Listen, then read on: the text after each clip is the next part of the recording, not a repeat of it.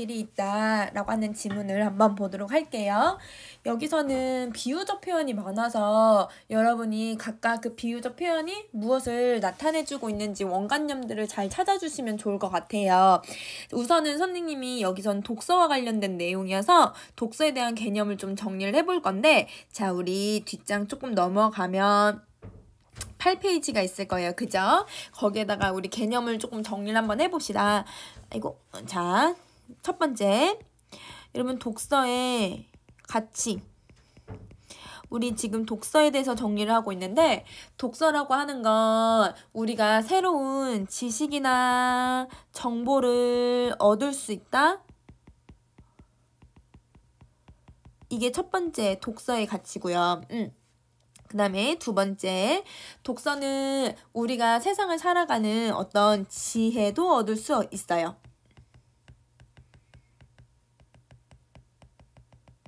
그 다음에 세 번째는 우리는 문학이나 아니면 글을 통해서 그 이야기를 하고 있는 그 대상에 대해서 감동을 느끼거나 즐거움을 느끼기도 해요. 그래서 감동과 즐거움을 느낌. 그래서 감정에 관련된 미적 감각을 좀 미적 가치를 좀 더 만들어낼 수 있다라고 생각을 해주시면 돼요. 자, 그 다음에 이걸 통해서 여러분 우리는 이런 것들을 통해서 가치관을 형성할 수 있고, 그래서 우리는 미래에 대한 장래, 즉 미래에 대한 정보를 획득할 수 있다. 그래서 우리가 인생을 살아가는데 독서가 이런 기능을 가지고 있다라고 생각을 해주시면 돼요. 자, 그 다음에 두 번째는 우리가 독서를 할 때 독서의 태도도 한번 정리를 해볼게요. 여러분, 독서를 할 때는 내가 어떤 걸 좋아하는지, 선생님은 역사책을 좀 많이 좋아하는데 역사책이고 문학도 사실 우리나라의 현대소설을 좋아하지 사실 서양의 현대소설은 많이 안 좋아하는 것 같아요. 그래서 선생님이 좋아하는 책 위주로 선생님도 읽게 되긴 하는데, 흥미나 내가 어떤 가치관을 가지고 있는지를 먼저 정리를 하는 거예요. 그래서 나의 흥미와 가치관을 파악할 것.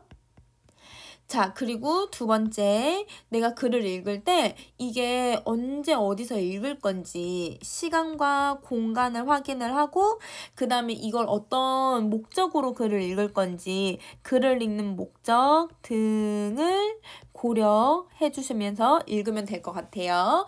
자, 그리고 이렇게 글을 읽을 때 어떤 것들이 필요하냐면 내가 어떻게 지금 이걸 독서를 어디에서 얻어야 될 것인지, 그러면 독서를 다시 책을 읽을 때 어떤 걸 고려를 해야 되냐면, 내가 정보를 어디에서 것인지, 그래서 정보를 어디에서 얻을 것인지와 관련해서 독서를 해줄 때 선정을 해주시면 될 것 같아요. 자, 그러면 선생님이 얘기한 지금 1번부터 3번까지의 태도를 통해서 이걸 통해 독서 선정, 고려할 점, 이렇게 정리해 주시면 될 것 같고, 그리고 이런 걸 통해서 우리는 궁극적으로 어떤 독서를 해야 되냐면 능동적인 독서 태도를 가지고 있어야 된다. 다른 사람과 의견을 나누어 갖고 내가 비판하면서 글도 읽어보고 창의적으로도 글을 읽어보고 여러 가지의 이제 방법들이 있다는 거죠. 자, 그러면 우리 이제 책 속에 길이 있다라고 하는 본문을 한번 가봅시다. 자, 제일 먼저 1문단을 가볼게요. 자, 이 글은 수필이에요. 그래서 수필이면 진짜 이 글을 쓴 작가가 내가 경험한 거에 대해서 글을 썼기 때문에 어떤 경험을 통해서 어떤 교훈을 얻어내고 있는지, 그래서 여러분은 항상 수필에서 교훈을 찾아주어야 한다. 어떤 교훈을 제시하는지 한번 볼게요. 책이라 하면 가장 먼저 어린 시절이 떠오릅니다. 그러면 이게 여러분 필자의 경험에 되는 거죠. 필자의 경험. 필자는 글을 읽을 때 제일 먼저 어린 시절이 떠오른다. 그러면 여러분 필자의 경험을 먼저 제시를 하면 독자에게 흥미를 유발시킬 수 있다. 이렇게 정리해 주시면 돼요. 우리 가족이 새들어 살던 집은 앵두나무로 울타리가 쳐져 있었고 집 뒤에 언덕을 조금만 올라가면 남춘천역이 보였습니다. 외로울 때는 그곳에 올라가 서울 가는 기차를 바라보던 기억도 납니다. 그 시절 소양강이 얼마나 아름다웠던지 푸른 강줄기를 따라 한바 피었던 개나리 무리가 지금도 눈에 선합니다. 그러면 이 부분은 여러분 과거를 회상하면서 이야기를 해주고 있네요. 자, 그러면 과거를 회상해주고 내가 고향에 대해 추억을 할 때 엄청 긍정적인 모습으로 긍정적으로 인식하고 있다는 걸 보여줄 수 있을 것 같아요. 그러면 여러분 우리 그 성우부군 같은 경우도 과거에 대해서 생각을 하잖아요. 그러면 그 과거에 대해서 생각을 할 때 걔는 좀 쓸쓸하고 외로운 감정을 더 두드러지게 표현을 했잖아요. 그런데 이 작가는 고향에 대해서 생각을 할 때 조금 긍정적인 부분들, 좋았던 것들을 많이 떠올리고 있네요. 자, 이런 이유만으로 그 시절을 낭만적으로 떠올리는 것은 아닙니다. 고향이 너무 긍정적이고 너무 좋아서 이걸 떠오르는 건 아니래요. 사실 진짜 이유는 엉뚱한 데 있습니다. 그때는 나라에서 학생들에게 책을 읽히자는 운동을 힘껏 벌이고 있었습니다. 자유교양 문고라고 해서 문고는 여러분 책을 얘기를 해요. 자, 그 책이라고 해서 책을 문고로 펴낸 책을 그러니까 문고가 책인데 조그마한 책 쉽게 가지고 다닐 수 있는 책 그거로 펴낸 책을 나라에서 각 학교에 공짜로 보내주었습니다. 그냥 주기만 하면 읽지 않을 테니까 특별한 반을 꾸며서 선생님이 지도를 해주셨습니다. 학생들이 수업이 끝나고 나면 따로 모여서 책을 읽고 독후감을 써내고는 집으로 돌아갔지요. 다른 친구들은 귀찮아했을 수도 있지만 저는 그 시간이 얼마나 행복했는지 모릅니다. 그러면 여러분 지금 2번에 대한 내용을 선생님이 읽었잖아요. 그러면 이 2번에 대한 내용은 책과 관련된 추억이네요. 그러면 이 책과 관련된 추억은 필자에게 긍정적이고 행복했던 시간이라고 인식하고 있다라고 정리해 주시면 될 것 같아요. 그죠? 그 경험을 통해서 그 책 읽기는 저의 유년 시절의 기쁨, 격려, 흥분, 위안, 황홀, 행복이라고 하는 느낌이 뿌리 내려졌습니다. 그러니까 어린 시절이 책을 통해서 엄청 행복했었다라고 얘기를 해주고 있네. 그러면 이 경험이라고 하는 건 독서예요. 그러면 여러분 지금 여기 나와 있는 이 감정들은 독서를 통해서 얻어낸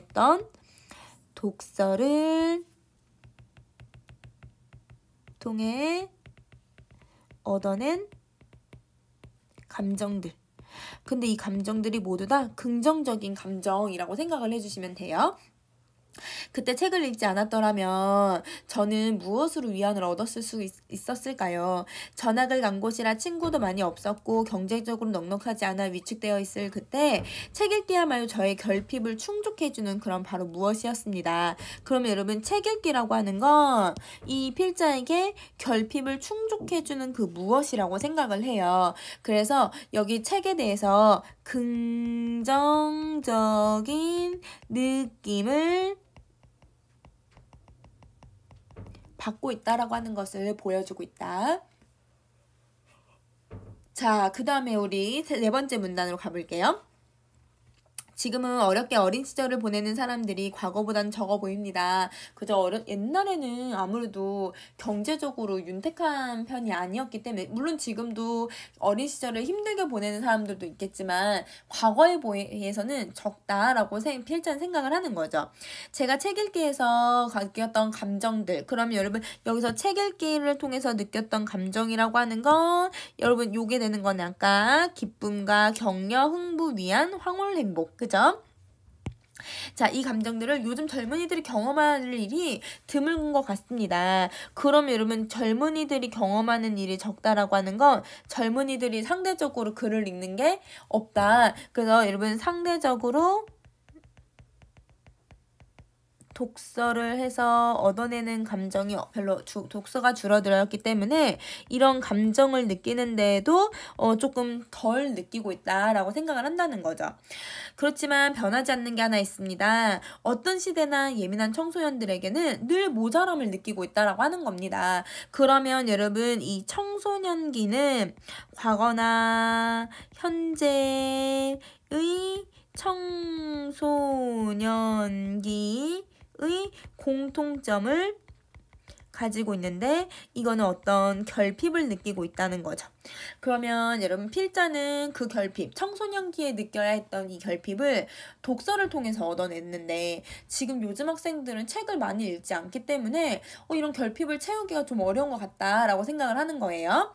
아무리 세상이 청소년들을 향해 새로운 것을 쏟아내어도 비어있고 부족한 것이 있게 마련입니다. 그래서 외로운 것이지요.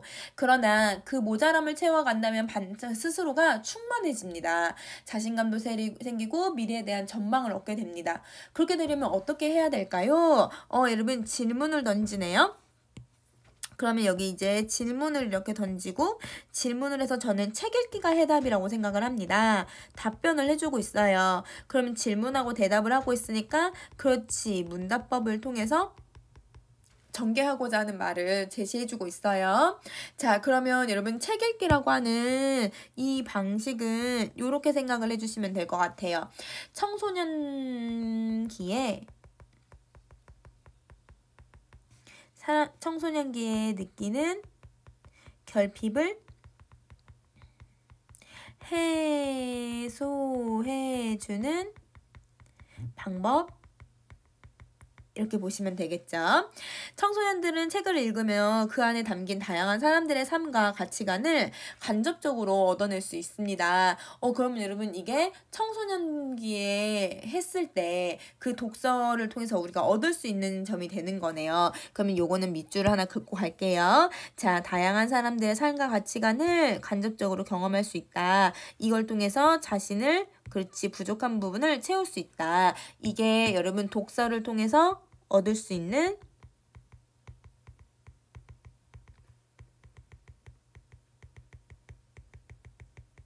가치에 해당한다. 자, 그럼 다음 페이지로 넘어갈게요. 인터넷이면 다 해결된다는 사람들도 있습니다. 그야말로 정보의 바다에 들어가면 여러분 이 정보의 바다는 누구를 얘기하는 거예요? 그렇죠. 인터넷을 얘기하는 거죠. 그래서 바다라고 여러분 비유를 해주고 있어요. 정보를 많이 얻을 수 있으니까. 자, 원하는 것을 모든 것을 낚아 올릴 수 있다고 말하지요. 저는 이런 주장에 동의하지는 않습니다. 정보는 이제 그 자체로 가치를 가지지 못합니다. 정보혁명 이전에는 정보를 장악한 사람이 권력을 지녔지만 지금은 정보가 엄청나게 쏟아져 나오는 데다가 특정인이 그걸 독점할 수가 없기 때문입니다. 그러면 여러분 정보가 엄청난 거는 여러분 누구 때문에 나타난 현상이 되는 거냐면 인터넷 때문에 나타난 현상이라고 생각을 해주시면 되겠네요. 정보가 많아졌다라고 하는 거. 그렇다면 흩어져 있고 넘쳐나고 흘러다니는 이런 정보를 가치 있게 해주는 게 바로 뭘까요? 그럼 자, 흩어져 있고 넘쳐나고 흘러다니는 정보는 아까 뭐고 때문이라고요? 그렇죠. 인터넷으로 정보가 넘치는 현상 이걸 얘기를 하죠. 그래서 쉽게 말하면 여러분 인터넷 때문에 오는 현상이라고 생각을 해주면 돼. 이걸 가치 있게 만드는 게 뭘까요? 여러분 다시 뭐 해주고 있어요? 그렇죠. 이걸 다시 질문을 하고 다시 대답을 해주고 있으니까 그치 문답법을 그대로 써주고 있는 거야. 자, 수많은 정보 가운데 의미 있는 것을 골라내는 눈입니다. 의미 있는 것을 골라내는 눈? 좋은 정보를 찾아낼 수 있는 힘을 얘기하는 거네요. 이게 필요하다라고 얘기를 하는 거죠. 그러면 여러분 이 정보를 가치 있게 하는 것 첫 번째 여러분 정보를 골라낼 수 있는 능력.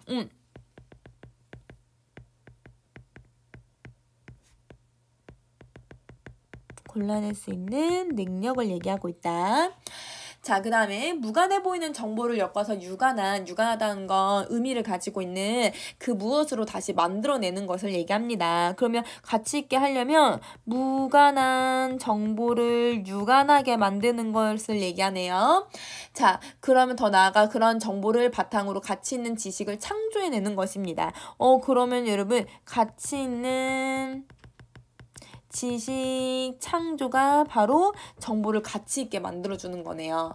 자, 이런 안목과 능력을 갖추기 위해서는 평소 꾸준히 책을 읽어야 합니다. 그러면 이 정보를 가치 있게 하는 이런 세 가지의 방법이 있잖아요. 이거에 여러분 전제 조건이 뭐라고 생각을 하냐면 필자는 그렇지 독서다. 책을 어떻게 읽는지를 가지고서 내가 정보를 어떻게 가치 있게 바꿀 수 있는지를 설명한다는 거죠. 자, 그 다음 가장 작고 낮은 단위의 정보를 시작해서 가장 크고 높은 단위의 지식을 다루는 건 오직 책뿐이기 때문입니다. 그러면 여러분 여기서 정보가 작은 거가 정보가 크게 바꿀 수 있게 도와주는 건 바로 독서 때문이다 라고 설명을 하고 있는 거죠. 자, 7문단. 문학작품은 언어로 이루어진 상상의 집입니다. 여러분 여기 상상의 집 그러면 선생님이 요 색깔로 우리 요 색깔 안 했죠? 요 색깔로 표시하는 애들은 모두 다 여러분 비유적 표현 앞에서 이 색깔을 했었나? 이 색깔도 했었네. 그럼 선생님이 다른 색으로 표시를 할게요. 그러면 요 색깔로 표시를 해봐야겠다. 자, 상상의 집 조금 짙은 분홍색으로 표시된 게 여러분 비유적 표현. 선생님 비유적 표현은 꼭 기억을 하라고 했어. 자, 그럼 여기서의 원관념은 문학작품을 얘기하죠. 원관념은 문학작품. 비유법은 꼭 잘 기억을 해두세요. 자, 그러면 이렇게 우리 문학 작품은 언어로 만들어진 거라고 얘기를 해요. 그러면 문학은 상상을 기반으로 하잖아요. 이곳은 우리가 경험하지 못했거나 앞으로도 경험하지 못할 이야기로 가득 차 있었습니다. 선생님도 사실 그 가장 사랑하는 사람이 이제 돌아가시는 경험을 여러분 사실 책으로만 계속 봐왔고 사실 이걸 경험해본 거는 작년에 처음 경험을 해봤어요. 그전에는 사람이 죽는다는 게 이런 나에게 어떤 의미를 준다라고 하는 거를 경험해보지 못했거든요. 그런데 책을 읽음으로써 그런 것들을 경험을 할 수 있었다라고 하는 게 바로 상상의 집이다라고 비유를 해주고 있는 거예요. 이 간접 경험의 세계를 통해 우리는 자신과 다른 사람을 더욱 깊이 이해할 수 있게 해줍니다. 그러면 여러분 문학이 가지고 있는 가치를 얘기를 해주고 있네요. 자, 그래서 다른 사람을 더 깊이 이해할 수 있다. 이거는 문학의 가치 1번. 자, 그리고 그런 이해는 고통받는 이에게 아픔을 헤아릴 수 있는 마음을 갖게 해줍니다.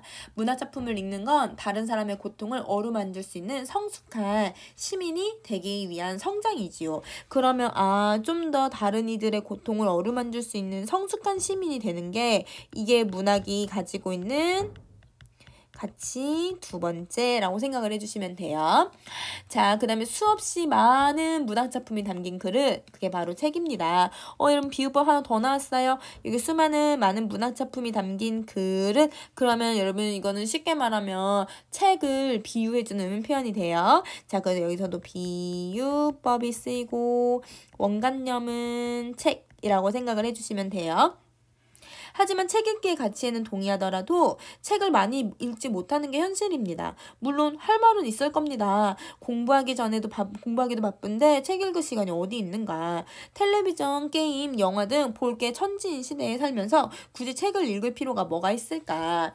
그리고 책이라는 게 재미도 있어야지 재미없고 따분한 내용 투성인데 꼭 읽어야 하는가. 그러면 여러분 지금 질문을 나열하고 있잖아요. 그러면 질문을 나열해서 독자의 반응을 예상함으로써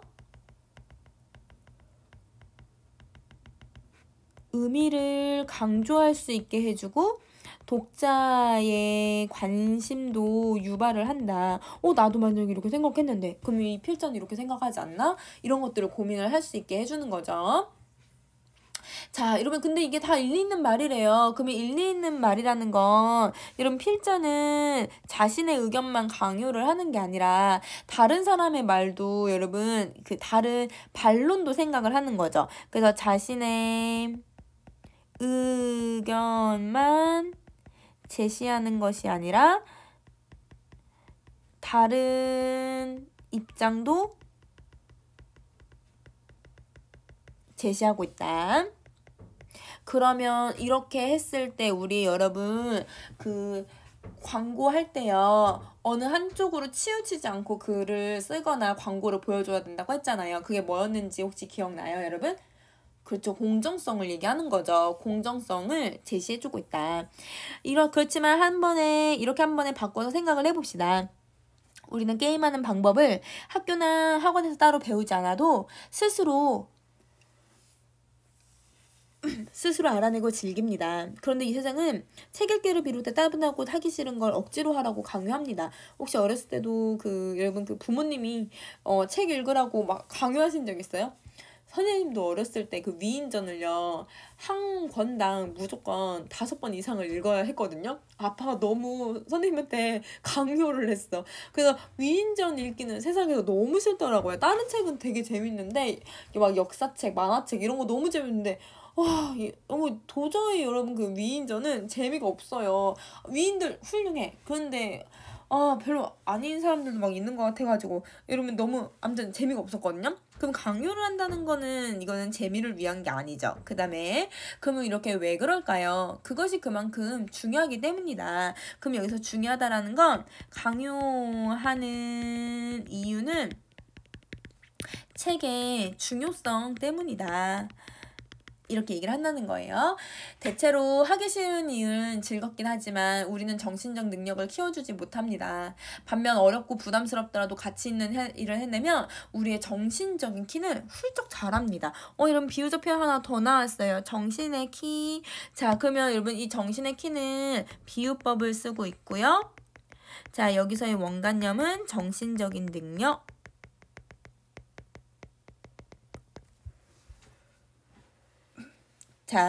자, 하기 쉽고 즐거운기만 한 일은 시간을 흘려보내야 하지만 어렵고 부담스럽지만 가치 있는 일은 시간을 생산적으로 보내게 해줍니다. 자, 그럼 여기서 여러분 요 말하고 대조가 되고요. 그 다음에 여러분 반면에 라는 말을 썼으니까 또 앞에 있는 문자하고 뒤에 있는 말이 대조가 돼요. 그래서 여러분 대조 비교하니까 대비의 방식을 사용해서 책 읽기 과정의 중요성을 강조하고 있다라고 생각해 주시면 돼요. 자, 그 다음에 우리의 눈에는 비늘이 덮여져 있습니다. 경험이라는 편견이라는 이미 알고 있다는 생각의 비늘이지요. 자, 그럼 여러분 생각의 비늘, 이 비늘이랑 똑같은 말이죠. 자, 여기도 비유법이 사용이 돼요. 자, 비유법이 쓰이고 있으니까 항상 원관념 찾아주라고 했어요. 자, 여기서의 원관념이 뭘까라고 생각해보면 편견을 얘기하는 거죠. 편견과 여러분 경험으로 인한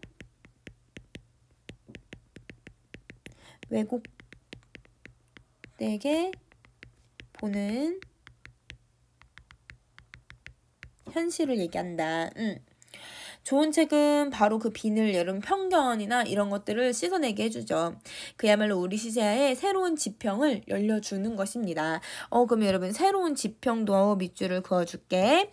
자, 이 새로운 지평이라는 건 세상을 바라보는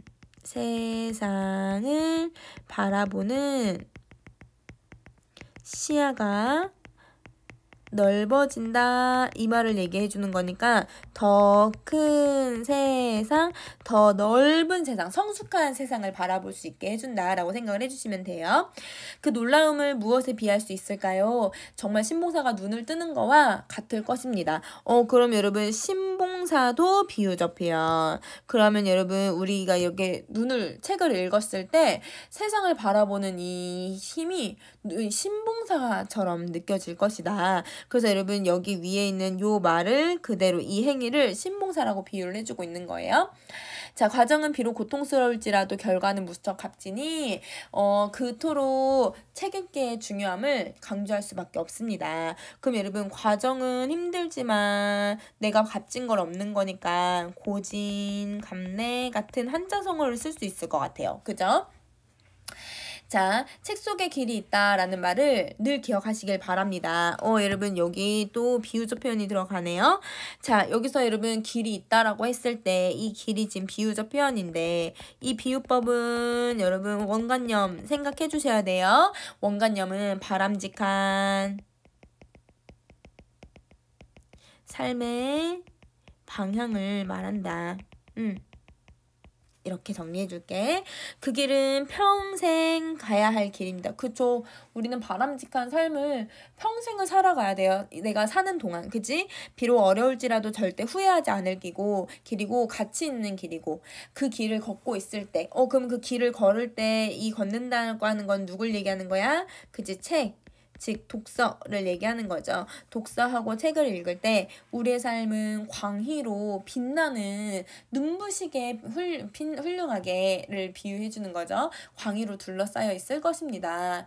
그러니 책과 벗하는 거야말로 우리가 누릴 수 있는 가장 큰 복이라고 할 수 있습니다. 그러면 책을 항상 벗하면서 살아야 된다라고 얘기를 할 수 있다는 거죠. 자, 그러면 여러분 여기서 우리 책 읽기가 필요한 이유는 크게 두 가지로 제시를 했어요. 자, 책이 여러분 우리 필요한 이유, 책 읽기의 중요성을 우선은 여러분 이 글에서 첫 번째 어떻게 제시를 하고 있냐면 우리가 안목과 능력을 길러야 한대요. 이런 여러분 정보가 넘쳐나는 시대에서 정보를 받아들일 수 있는 능력을 키우려면 책이 필요하다. 자, 그 다음에 두 번째. 자, 여러분 우리 이 작품을 읽으면요. 간접 경험도 하고 내가 마음이 좀 편안해질 수도 있고 내 마음의 위로를 받을 수 있다고 했어요. 그래서 여러분 성숙한 시민으로 성장할 수 있기 때문에